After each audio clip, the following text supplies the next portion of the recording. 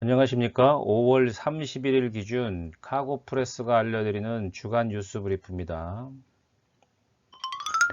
첫 번째 소식은 해운 쪽 소식부터 전해드릴게요. 중국의 그 남쪽 게이트웨이죠. 심천항에서 수출 컨테이너 접수가 중단됐다는 소식입니다. 현재 그 허치슨이라는 유럽계 기업이 운영 중인 옌텐 국제 컨 화물 터미널이죠. YICT라고 하죠. 해당 터미널을 중심으로 심각한 항만 혼잡이 야기되면서 항만 전체로 영향을 미치자 심천 항만 당국은 지난달 25일부터 수출 화물에 대한 모든 컨테이너 접수를 중단시킨다고 발표했습니다.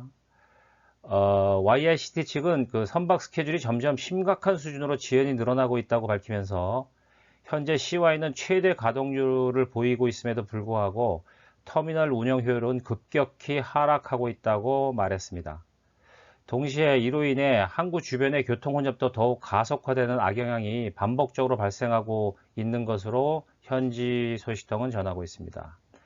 다만 항만 당국은 수출 화물 및 공컨 등 평시처럼 이동이 계속될 것으로 알려졌습니다.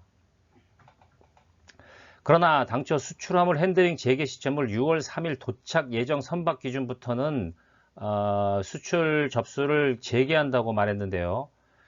아직까지 문제점 해결이 되지 않자 항만당국은 추가로 일주일을 더 연장하기로 결정하는 등 좀처럼 항구 혼잡이 줄어들 기미를 보이지 않고 있습니다.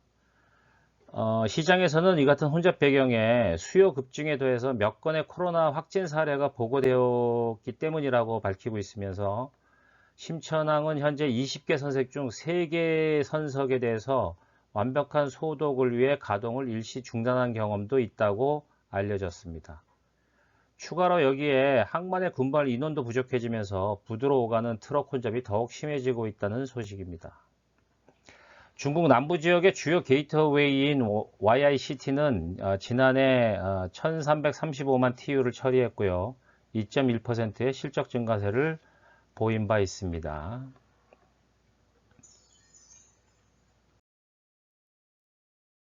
두 번째 소식은 항공 쪽입니다. 파나마 국적 항공사가 구형 A330 우리한테는 잊혀진 항공기인데요. 미국의 운항 허가를 요청했다는 소식입니다. 전 세계적으로 항공화물 운임이 고공행진을 유지하고 있는 가운데 공급 부족에 따른 화물기 개조 열풍이 일어나고 있죠. 이에 발맞춰서 최근에 파나마 항공사인 카고3라는 항공사가 있다고 하네요. 이 항공사가 미 교통부에 차터기 운항 허가를 신청했는데 주목할 점은 이번에 운항 허가를 신청하면서 운항하겠다는 기종이 생산된 지 38년이 지난 A300B4라는 사실입니다.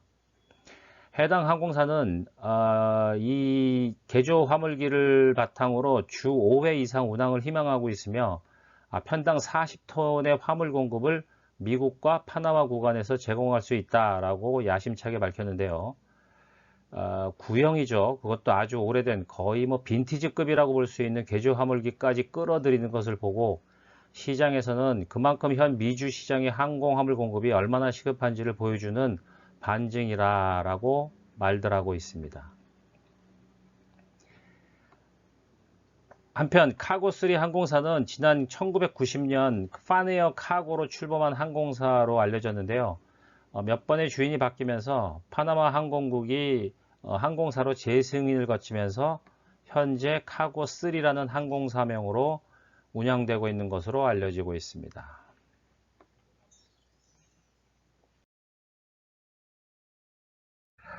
세 번째 소식은 아야타가 리튬 배터리 운송 금지는 전혀 고려하고 있지 않다고 공식 발표했습니다. 최근 아야타는 리튬이온 배터리죠.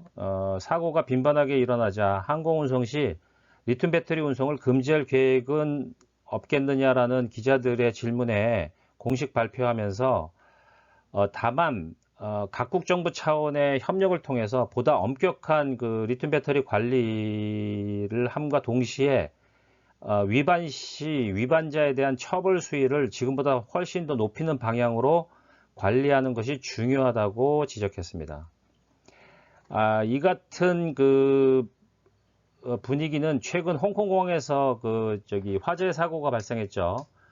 일부 항공사들이 이제 비보 중국 휴대폰 기적을 금지하고 있습니다. 그래서 이 같은 기적 금지를 두고 전면적인 리튬 배터리 운송 금지를 하는 게 아니냐라는 예상들이 있었습니다만, 아이아타가 공식적으로 운송을 완전히 금지하는 것을 절대 지지하고 있지는 않다라는 공식 입장을 밝힌 것입니다. 뭐 아시겠습니다만 현재 리튬이온 배터리 수요는 계속 확대되고 있습니다. 전문기관에 따르면 오는 2027년까지 연평균 12.6%의 성장세를 보일 것으로 예측하고 있죠. 이에 따라서 아이아타는 모든 시장 관계자 및 운송 참여자들의 적극적인 협조를 요청했으면서 운송자는 물론 화주들도 더 많은 책임감을 가져야 한다고 지적했습니다. 그래서 무엇보다도 관리 사율에 따른 문제점이 발생했을 때 기존의 처벌 이상의 강력한 처벌과 제재가 이루어질 필요성을 역설했습니다. 아마도 조만간 각국에 있는 항공 규제 당국한테 정식 공문을 통해서 처벌 수위를 높여달라는 이야기를 할 것으로 보입니다.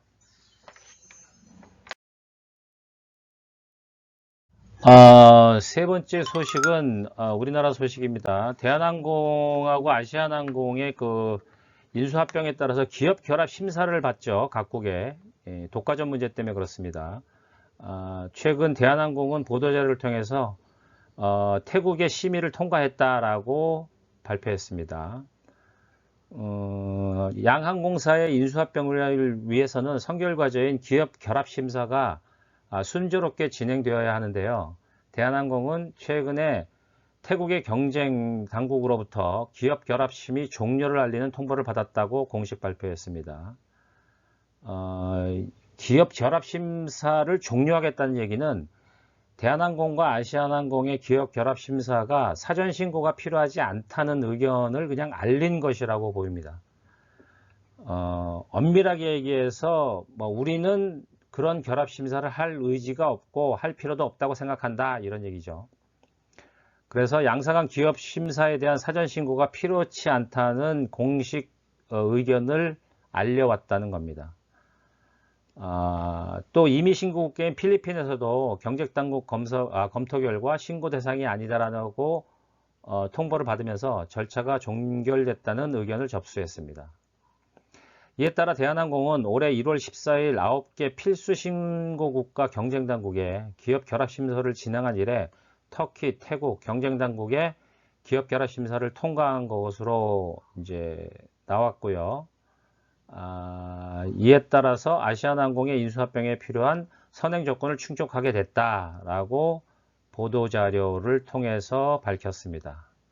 하지만 중요한 것은 필수 신고 국가라고 있어요. 우리나라 공정거래위원회도 해야 되고요. 또 미국, EU, 중국, 일본 등 해당 국가는 아직 경쟁당국의 승인을 기다리고 있습니다. 시장에서는 우리나라나 미국이나 중국, 일본 등은 큰 문제가 없을 것으로 보고 있고요. 다만 EU의 승인은 조금 시간이 걸리지 않을까라는 지적을 하는 의견도 있습니다.